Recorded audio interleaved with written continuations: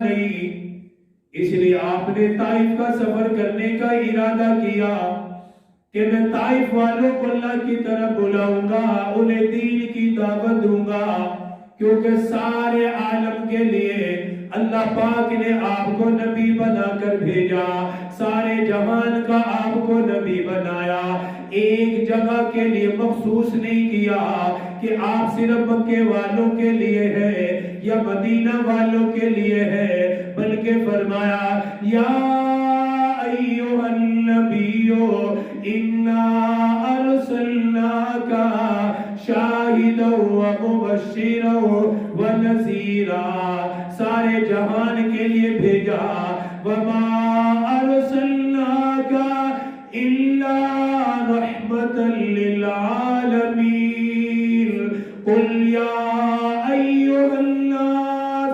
انی رسول اللہ الیکم جمیعا۔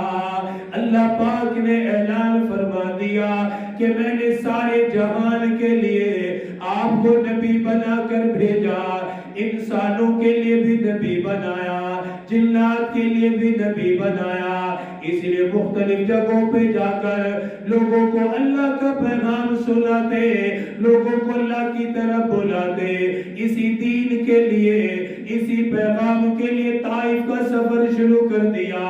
سن 10 نبوی ہے، اتنے مشکل حالات تھے، اپنے چاچا کا غم بھی دل کے اندر ہے، اپنی زوجہ محترمہ کے انتقال کا غم بھی دل میں ہے، لیکن اللہ کے دین کے لیے، اسلام کے لیے مکہ کو چھوڑا، سفر کا تعین فرمایا، لوگوں کی بھلائی کے لیے، لوگوں کی خیر خواہی کے لیے، ہمارے اوپر ہلکے سے مسائل بن جائے، تھوڑی سی مشکل آ جائے، ہم نماز سے غافل ہو جاتے ہیں، قرآن سے غافل ہو جاتے ہیں، اللہ کی ذات پہ اعتراض کرنے لگ جاتے ہیں۔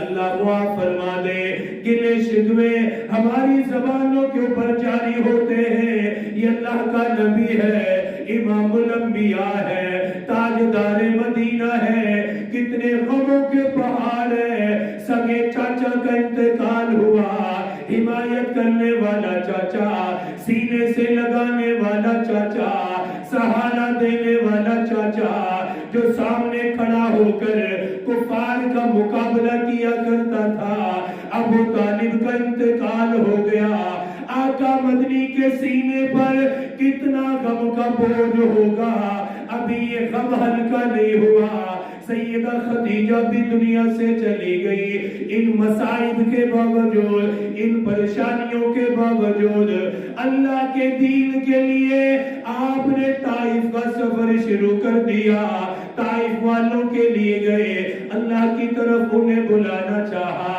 ان کے پاس پہنچے، ان کے 3 بڑے سردار جو سگے بھائی بھی تھے، آپ نے انہیں جا کر اللہ کا پیغام سنایا، انہیں جا کر بتایا میں اللہ کا نبی ہوں، میں اللہ کا رسول ہوں، اللہ پاک نے مجھ پر قرآن کو نازل کیا ہے، اللہ نے مجھے دین عطا فرمایا، اگر تم اسلام لے آؤ، اگر تم کلمہ پڑھ لو، اللہ تمہیں دنیا میں بھی کامیاب کرے گا، آخرت میں جنت کی ضمانت دیتا ہو، آخرت کی ضمانت دیتا ہو۔ ان لوگوں نے ماننے کے بجائے آقا مدنی کو ایسا جواب دیا، زبان بولتے ہوئے کب کب آ جاتی ہے، قلم لکھتے ہوئے کب کب آ جاتا ہے۔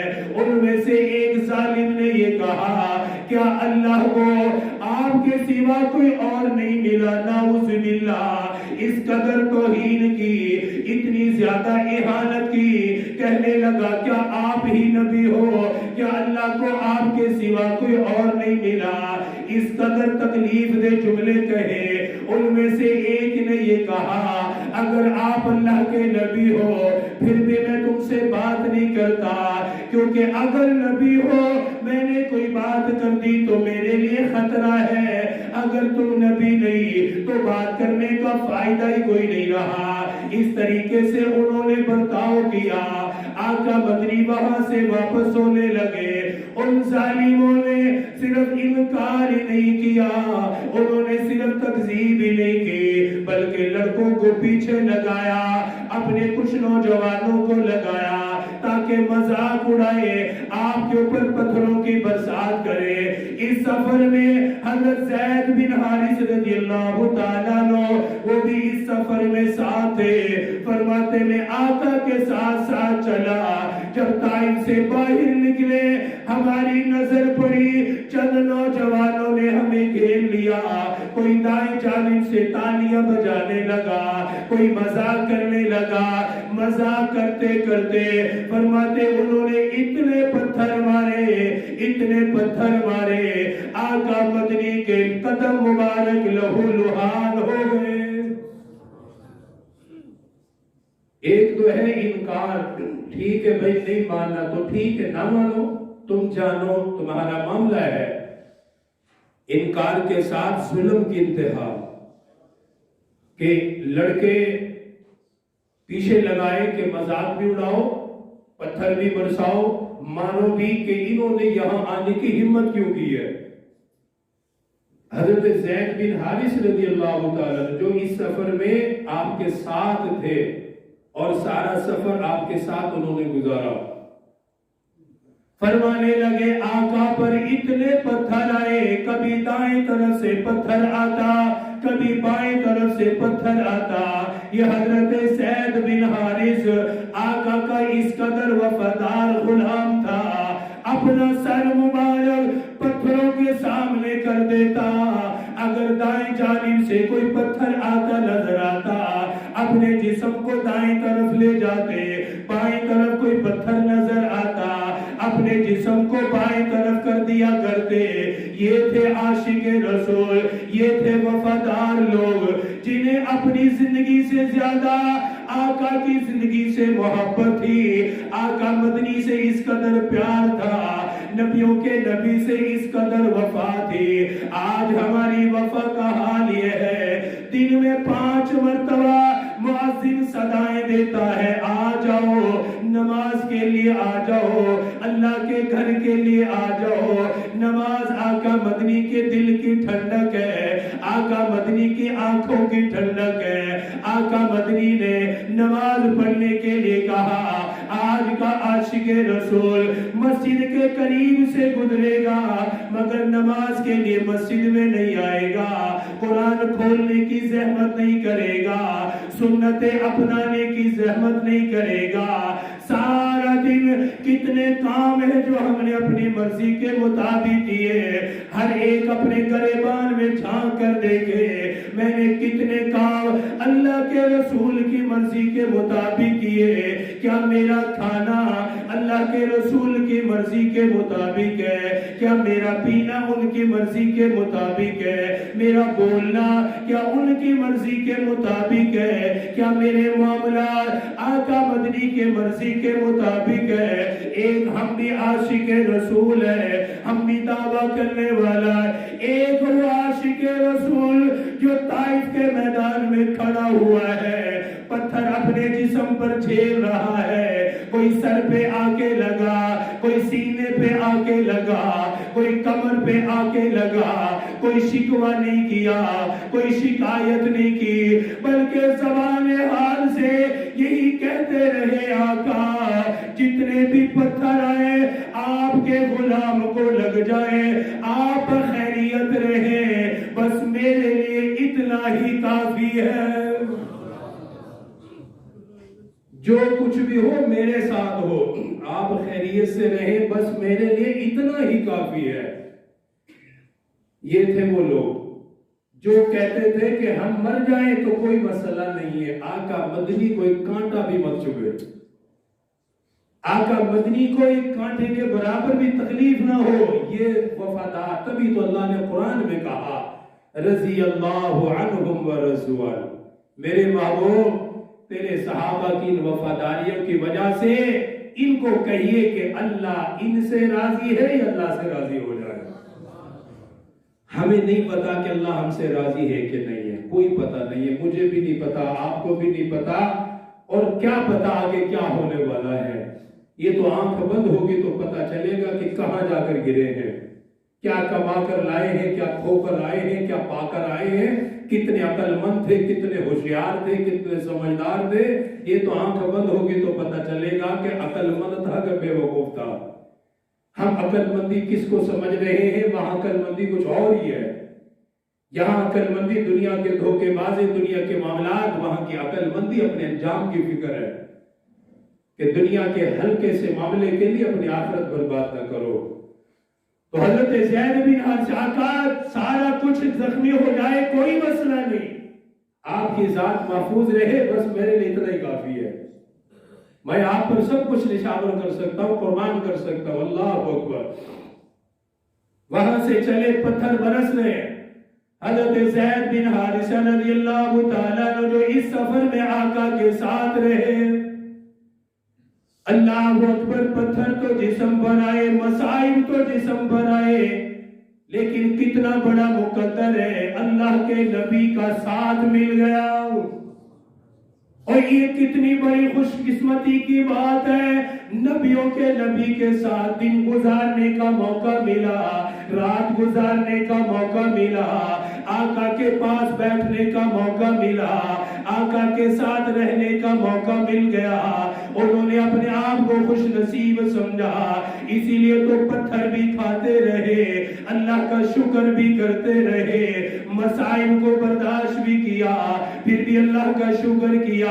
حضرت زید بن حارث فرماتے ہیں آقا مدنی کے جسم سے اتنا خون نکلا، اتنا خون مبارک بہا، نالین مبارک خون سے بھر گئے. آقا مدنی زمین پہ بیٹھ جاتے، وہ اباش قسم کے لڑکے بغلوں میں ہاتھ دے کر دوبارہ اٹھا دیتے.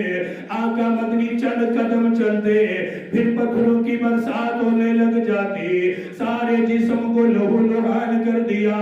چلتے چلتے عتبہ بن ربیعہ کے باغ میں آ کر پناہ لی، ایک درخت کے سائے کے نیچے آ کر بیٹھ گئے. تھوڑا سا افاقہ ہوا، آسمان کی طرف نظریں اٹھائی، نبیوں کے نبی نے آسمان کی طرف دیکھا، فرمانے لگے میرے پروردگار آپ کی رضا پر آپ کا پیغمبر راضی ہے، اگر آپ راضی ہو تو میں راضی ہوں. اے اللہ آپ کی رضا کے لیے میں نے یہ کیا، آپ کو راضی کرنے کے لیے میں نے یہ کیا. ادھر سے جبرائیل امین آ گئے، فرمانے لگے آقا یہ ملک الجبال ہے، یہ پہاڑوں کا فرشتہ ہے. ابھی انہوں نے نام لیا، ادھر سے فضاؤں میں آواز آنے لگی السلام علیکہ یا رسول اللہ، یا رسول اللہ سلام ہو. آپ نے فرمایا کون ہو؟ کہنے لگا ملک الجبال ہو، پہاڑوں والا فرشتہ ہو. آقا اجازت دیجئے طائف کے پہاڑوں کو آپس میں ملا دوں گا، ان کا نام و نشان ختم کر دیا جائے گا، روئے زمین سے انہیں مٹا کر رکھ دیا جائے گا.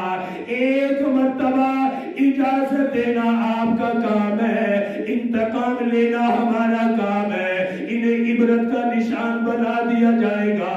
اللہ اکبر. قربان جاؤں اپنے نبی کی رحمت پر، قربان جاؤں اپنے نبی کی شفقت پر. آج ہم کسی کی گالی کے لیے اسے معافی دینے کے لیے تیار کوئی نہیں. کسی کی زبان سے سخت جملے نکل جائے، ساری زندگی ہاتھ جوڑ کے معافی مانگتا رہے گا، معافی دینے کے لیے تیار کوئی نہیں. کسی کے ساتھ درگزر کرنے کے لیے تیار کوئی نہیں. یہ نبیوں کا نبی ہے، امام الانبیاء ہے، سارا جسم خون سے بھرا ہوا، نالین مبارک خون سے بھرے ہوئے. فرشتے نے کہا آقا اجازت دینا آپ کا کام ہے، انتقام لینا ہمارا کام ہے. یہ رحمت والی جھولی پھیلا لی، برکتوں والے ہاتھ اٹھا لیے. فرما میرے پروردگار آپ نے خود ہی تو میرے بارے میں کہا وَمَا أَرْسَلْنَاكَ إِلَّا رَحْمَةً لِلْعَالَمِينَ. آپ نے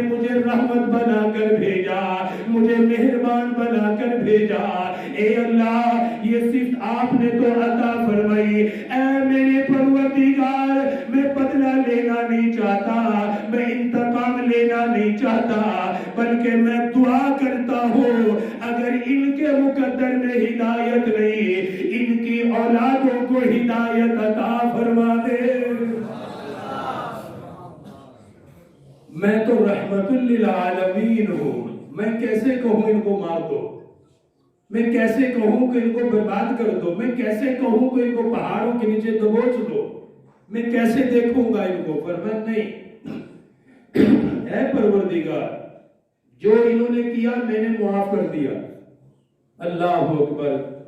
آج ہماری حالت کیا ہے؟ ہم بھائی کو معاف نہیں کر سکتے، بہن کو معاف نہیں کر سکتے، ہمارے معاملات تو اس قدر ہے، خامد بیوی کو معاف اپنی انا کے لیے، اپنی ضد کے لیے کہ میں کیوں جھکوں، ہماری انا کے لیے تو پورے کے پورے گھر برباد